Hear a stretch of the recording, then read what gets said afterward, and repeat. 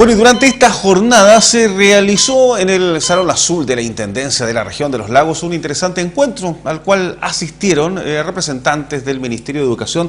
Fíjense que de varias regiones, de la zona de Arica, de Iquique, más al sur también, de Coyhaique, Aysén, de nuestra región de los lagos, por supuesto, dueños de casa, de la vecina región de los ríos, de Copiapó, etcétera. Bueno, la idea ¿cuál es? En el marco de lo que es la política nacional docente, se están desarrollando estos diálogos y la idea es que los profesores y el mundo educativo participe de aquí al 30 de junio para ir generando también la participación y así actualizar este marco para la buena enseñanza, un instrumento para el sistema educativo que se define como clave dentro de lo que es el proceso que estamos desarrollando como país. Y por eso hemos invitado a Jaime Beas, que es el director del Centro de Desarrollo Docente del Mineduc, del CPIP, y que efectivamente está participando en esta política nacional docente. Gracias por estar con nosotros, Jaime. No, con todo gusto. ¿Qué le pareció la participación, porque en algún momento el Salón Azul se hizo estrecho, de los docentes, del mundo educativo en general del sur?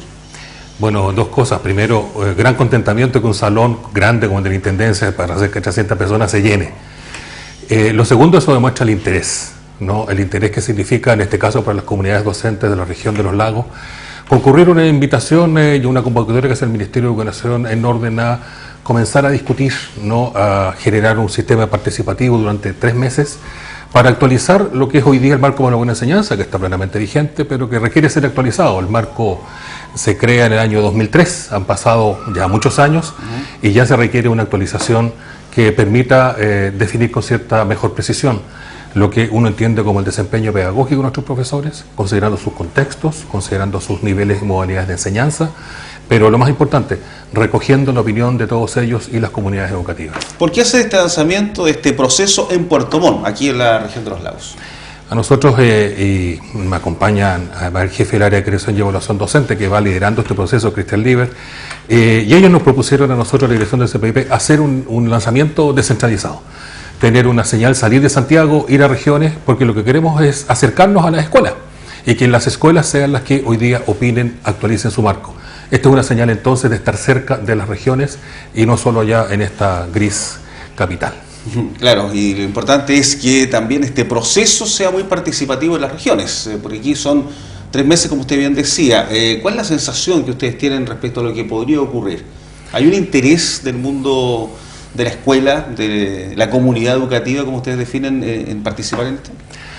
Yo tengo la convicción de que hay mucho interés y eso tuvo que ver y se expresó y se manifestó cuando discutimos la Ley de Desarrollo Docente, que hoy día ya es Ley de la República. Desde el 1 de abril de la semana pasada, la Ley 20.903 crea el nuevo Sistema de Desarrollo Profesional Docente.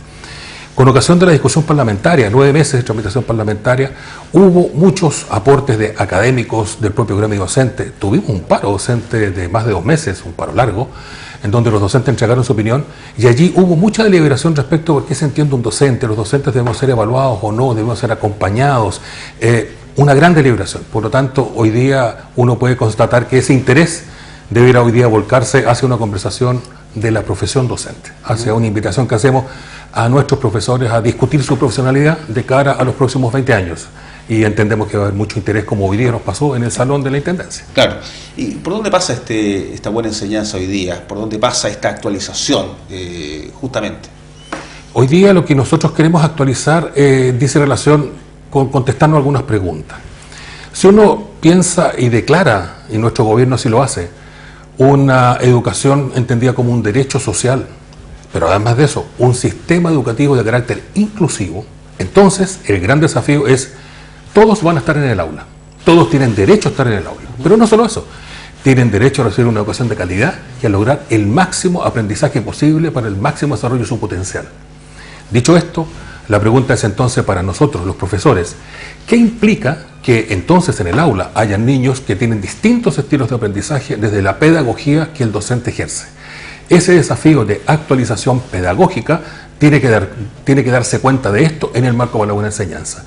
Por esa razón es tan importante actualizarlo Y los vectores que hoy día tenemos a propósito de esta región, con unas comunidades educativas con sello propio, como es las 32 islas habitadas de Chiloé, como es Osorno, una zona lechera, como es esta zona hoy día, una zona vinculada al salmón, significan sellos educativos en donde la pedagogía debe estar también presente.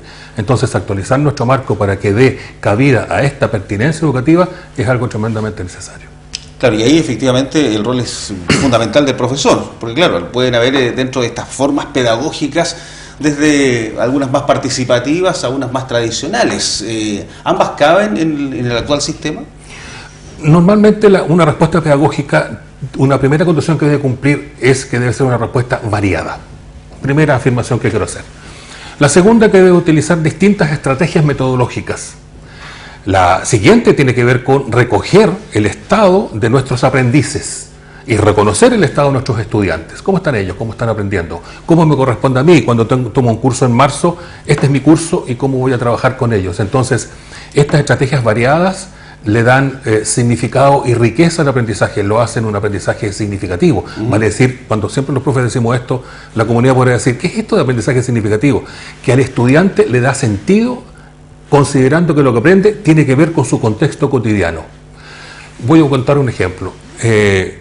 Carretera Austral, kilómetro 42, Caleta La Arena. Perfecto. Todavía estamos dentro de la comunidad de Puerto Montt. Escuela municipal. Afuera tiene un letrero que dice Excelencia Pedagógica, año 2014, año 2015. Es una escuela que tiene excelencia, sus estudiantes están aprendiendo al máximo. Es una escuela en una caleta, significa que lo que están haciendo ahí los profesores de la escuela La Arena es algo significativo para sus estudiantes.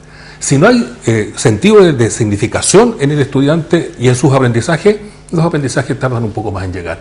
Entonces doy este ejemplo a propósito de que independiente de los medios de los cuales dispongamos, considerando los contextos, los aprendizajes de calidad siempre se pueden ir a lograr considerando esto que acabo de decir, variedad, pertinencia, varianza en los recursos para el aprendizaje y la enseñanza. Todos estos elementos forman parte de la pedagogía del presente. Claro, porque efectivamente usted lo ha manifestado, hay alumnos que pueden estar en la cordillera de nuestra zona, que incluso antiguamente tenían hasta vacaciones distintas, debido al mal tiempo, al aislamiento, como aquellos que están en las islas. Y muchos de ellos pueden obtener buenos rendimientos como lo pudiese tener un alumno en el centro de Santiago. ¿Cuál es el común denominador? Probablemente, y el gatillante, no solo el alumno, es el profesor. ¿Cómo se motiva a un profesor hoy día, año 2016, tomando en consideración todo lo que ha evolucionado en nuestra educación, donde muchas veces ahí puede estar el problema? Primera afirmación que quiero hacer en esto. Nosotros los profesionales de la educación tenemos una responsabilidad con nuestro propio desarrollo profesional. Y los profesores chilenos, los profesores, los educadores, dan cuenta a Chile que son capaces de formarse. La profesión que tiene más cantidad de perfeccionamiento comparada con otras profesiones en Chile es la docencia. Y lo hacen de su peculio propio, de sus recursos. Por lo tanto, uno puede decir, los profesores estamos disponibles a responsabilizarnos. Y estudian y sacan magíster, postítulos, diplomados. No son inquietos, buscan. Es una primera cosa que se va a mantener. La docencia tiene ese carácter, tiene esa responsabilidad ética. Pero aquí también lo que importa es la escuela. Aquí también lo que importa es la comunidad educativa, el espacio escolar, nuestros equipos directivos, como los mismos se centran hoy día en el liderazgo pedagógico, en acompañar a sus profesores, en hacer observación de aula, en retroalimentarles, con el propósito de que entonces ya no es solo el trabajo de un docente, sino que es de una comunidad docente. Hay que completar este asunto. Muchas veces se nos ha dicho de que bueno, esta ley de carrera docente llega al aula. Sí, pero ojo, yo hago una advertencia. Las aulas no andan solas por la calle. No, las aulas están en un contexto institucional, están en una escuela que tiene una historia, un sello. El liceo, que tiene un director, un jefe técnico, apoderados, que tiene efectivamente familia. El Liceo de Hombres de Puerto Montt es un liceo famoso, tiene prestigio, es un liceo caracterizado como de emblemático. Allí hay un sello. La Escuela de la Caleta de Arenas también tiene un sello. Y eso tiene mucho que ver con los equipos directivos. Entonces, el asunto no se resuelve solo diciendo a los profesores que ya están dando cuenta de cómo lo hacen cuando autoaprenden y aprenden. Ahora también debemos dar el paso hacia nuestros equipos directivos, hacia construir algo que nosotros decimos, la colegialidad y las comunidades de aprendizaje entre profesionales. Se lo preguntaba básicamente, Jaime, por el cuestionamiento que mucho tiempo tuvieron los mismos profesores hacia la evaluación docente. Evaluación que desde afuera y vista por aquellos que no participamos en el proceso educativo se ve bien particular. regular, porque el docente sabe cuándo se le evalúa, hay un proceso que era bastante conocido y probablemente la clase del día de la evaluación era muy distinta a la clase que hacía el resto del año. Ese era el prejuicio que había con ese tipo de evaluación, al menos de quienes estaban en torno a. Yo diría lo primero, los docentes chilenos del mundo municipal, desde el año 2003 a la fecha, han dado cuenta que no solamente forman parte de una cultura evaluativa profesional, sino que han persistentemente rendido sus evaluaciones cada 4 años. Sin duda, tenemos que perfeccionar el sistema de evaluación docente. Por eso hoy día tenemos una mesa de trabajo con el Colegio de Profesores Académicos y la Asociación de Municipios y el Ministerio de Educación, en donde en esta comisión técnica estamos deliberando modificaciones al sistema de evaluación docente, y yo puedo decirle a mis colegas de la región que vamos prontamente a llegar a unos acuerdos importantes que lo que pretenden es resolver aquellos asuntos que los profesores nos han dicho les molestan o incomodan de la evaluación docente. El tiempo de hacer el portafolio, unas mejores condiciones para hacerlo. Hay varios asuntos que yo he planteado, están recogidos y prontamente vamos a ir a un nuevo sistema de evaluación docente que recoja el carácter formativo que tuvo desde su origen. En consecuencia, ese es el propósito y por lo tanto somos conscientes de lo que nos han planteado los profesores. Porque somos conscientes, con nuestra ministra de Educación, Adriana del Piano, hemos resuelto constituir esta comisión que ya lleva cerca de 12, 13 sesiones de trabajo deliberativo y prontamente vamos a reconocer públicamente los acuerdos que permitan tener una evaluación docente mejorada y distinta. Y dentro de este proceso de actualización, ¿qué pasa con las evaluaciones de los estudiantes? ¿Cómo justamente medimos estos niveles de aprendizaje que pueden ser distintos dependiendo del alumno, dependiendo de la escuela, dependiendo de la región, dependiendo del profesor, dependiendo de muchos entornos, digamos? Esta es una pregunta que está en el ethos de nuestro hacer profesional. ¿Qué es evaluar? Primera pregunta. Evaluar no es calificar. Eso lo quiero decir a los padres y apoderados. Evaluar no es poner una calificación. Ese es un asunto, claro. Poner una calificación. Evaluar es reconocer el estado del aprendizaje, cómo un docente lo hace a propósito de esos aprendizajes, cómo reflexiona, pero cómo entrega información de retroalimentación a sus estudiantes. La evaluación, en sentido amplio, es un proceso muy cualitativo de trabajo permanente en donde yo le digo al estudiante, estos son los aprendizajes esperados, las actividades que vamos a realizar y esto es como nos fue y compartimos. La evaluación no es premio y castigo. Todos pueden aprender, es un principio, ¿no? Si no fuese así, entonces mucho talento que hoy día existe, mucho talento deportivo, musical, que está en las escuelas públicas, lo perderíamos. Ahí está presente. Lo que tenemos que hacer es bien apreciar, evaluar correctamente esos aprendizajes, esas trayectorias, y vuelvo a decir, es muy distinto a calificación. La calificación es necesaria. Puede ser cuantitativa, puede ser de conceptos. Hay escuelas que usan conceptos en vez de calificaciones. Eso es una decisión de la escuela, de su proyecto educativo institucional. Pero lo importante es que la evaluación es un proceso explícito en donde nuestros estudiantes, incluso desde el prekinder, esto no es solo un asunto de jóvenes secundarios, desde el prekinder se les debe decir y ellos pueden comprender cuál es la trayectoria de lo que yo siempre digo que es la aventura del aprender, si no hay nada más entretenido que aprender. Claro, efectivamente, pero lamentablemente también parte del proceso y también muchos están preocupados de las pruebas. Y no solo la prueba que tenga que dar como resultado una nota, sino la prueba de CINCE en su momento que sirvió para comparar establecimientos, para calificar, para estratificar y ni hablar de la PSU. ¿Qué se hace con eso? Ni el CINCE como estratificador, ni la PSU como ranking de personas le gusta a este gobierno y a este Ministerio de Educación. Primera afirmación que quiero hacer en este ser bien taxativo. Pruebas al canto. Durante el año 2014 se constituyó una mesa de trabajo en el Ministerio de Educación respecto al CIMSE. Su propósito era evaluar y analizar críticamente el CIMSE porque habíamos llegado realmente a cerca de 18 pruebas estandarizadas a aplicar a los estudiantes. Esto significó que entregamos una nueva propuesta, que es un nuevo plan de evaluaciones al Consejo Nacional de Educación, que significó que en los próximos 15 años vamos a reducir de 18 pruebas a 6 pruebas a aplicar a los estudiantes. Hemos bajado la carga. Pero además vamos a tener unos instrumentos pruebas que son de carácter muestral, que van a tener este carácter que yo recién decía más cualitativo, más de entrega de información para la escuela.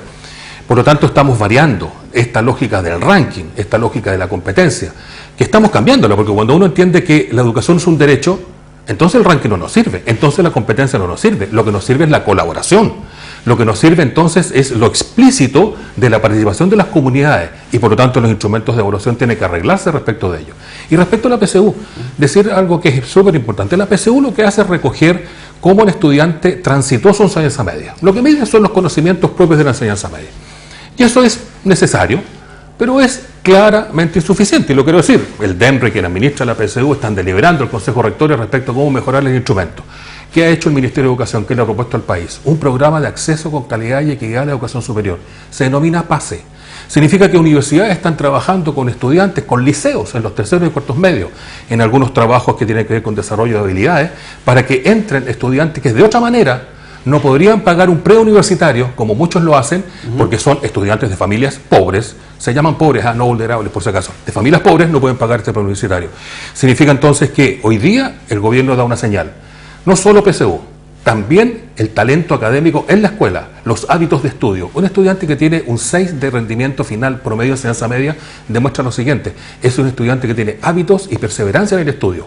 Ese estudiante no podemos no reconocerlo e incorporarlo. Es por esa razón que tenemos este programa que se denomina hoy día PASE y que nos tiene muy contentos porque cerca de 400 estudiantes ingresaron este año a estudiar a la educación superior vía este programa PASE, que es un programa de inclusión. ¿Y cómo se cambia una cultura de la competencia, una cultura de la estratificación, una cultura de la clasificación? Con persistencia, con perseverancia y señalando los resultados de lo que significa la inclusión. Ojo, si nosotros no hubiésemos tenido un sistema inclusivo como fue nuestro sistema fiscal, del cual muchos añoran, no habríamos tenido un Pablo Neruda ni una Gabriela Mistral, porque estuvieron en la escuela pública. En consecuencia, hay que ser súper cuidadosos a propósito de que, sí, estamos enfrentando cambios culturales. Esta reforma no es solamente dispositivos legales, es calidad de la educación, pero también es, como tú dices, ir a resolver asuntos contraculturales. Voy a dar un ejemplo, que este ejemplo siempre es un ejemplo que sirve para graficar aquello. La selección en la escuela. Para nosotros resulta intolerable que en pre-kinder, para entrar a algunos establecimientos educacionales o jardines infantiles, hasta antes de la ley de inclusión, que hoy día prohíbe este tipo de selección, se le aplicaba a los niños en pre-kinder pruebas de pronóstico, desarrollo psicomotor y cognitivo. Si no resultaban aprobados en estas pruebas que administraba el establecimiento educacional de mutuo propio, lo que significaba que ese niño o niña era rechazado. Además, era rechazada la familia. Esto no puede seguir ocurriendo en Chile. Y esto, pero ¿qué significa fundamentalmente? Que tenemos que convencernos entre todos que aquí no se trata de selección, que aquí se trata de inclusión. Ese es el gran desafío del cambio cultural. Bien, pues Jaime, podríamos conversar mucho más, pero yo creo que la idea era justamente que nos quedase claro en qué está el Ministerio de Educación en este proceso que se inicia y que durará 3 meses hasta el 30 de junio, donde el mundo educativo deberá analizar justamente lo que es este mejoramiento, esta actualización de sus desempeños, de la buena enseñanza, tal como lo han denominado. Incluso van a dedicar un día exclusivo a analizar este tema, ¿verdad? Así es, la semana del 16 de mayo, toda esa semana va a haber una actividad que se denomina cambio de actividades, por lo tanto no van a haber clases en todas las regiones del país durante esa semana, y durante un día nuestros profesores y sus comunidades se dedicarán a deliberar profundamente respecto a la actualización de nuestro marco para la buena enseñanza. Bueno, gracias, hasta una próxima oportunidad. No, gracias a ustedes.